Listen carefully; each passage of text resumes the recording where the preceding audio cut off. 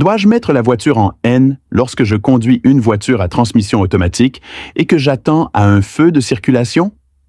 Si vous mettez la voiture en D et appuyez sur les freins, où va la puissance du moteur? La vidéo d'aujourd'hui vous aidera à comprendre la différence entre mettre votre voiture en D, appuyer sur les freins lorsque vous attendez à un feu de circulation et mettre votre voiture en N. Bonjour les gars, vous êtes maintenant sur la chaîne automobile. Commençons à parler. Quand on appuie sur les freins. Lorsqu'une roue éclate, pour éviter que la force de traînée de l'éclatement de la roue n'arrête le moteur, la transmission de puissance entre le moteur et la boîte de vitesse est interrompue. Bien que la majeure partie de la puissance ait été coupée, cela n'a pas provoqué le calage du moteur, mais afin de nous permettre de démarrer rapidement, après avoir relâché les freins, la puissance n'a pas été complètement coupée. Maintenez une légère traction. Cela créera une légère force angulaire entre la force d'éclatement de la roue et la force du moteur. Nous ressentirons donc clairement la force de freinage de la voiture et les vibrations de la carrosserie seront plus perceptibles. Pour les transmissions à double embrayage en particulier, l'embrayage sera équipé d'un embrayage semi-léger.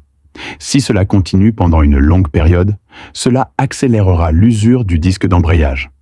Si cette condition de poussée et de traction persiste pendant une longue période, cela entraînera une légère déformation de la boîte de vitesse, une température d'huile élevée, une défaillance du changement de vitesse et d'autres dysfonctionnements.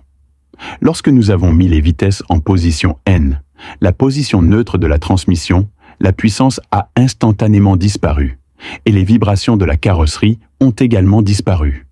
Ils deviennent plus légers et certaines voitures ont même un régime de ralenti plus bas. Cela est dû au fait que la puissance du moteur sera transférée au point mort de la boîte de vitesse et ainsi la force angulaire disparaît.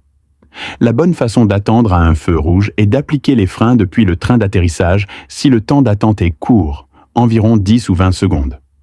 Cela ne dure pas longtemps et l'effet n'est pas terrible.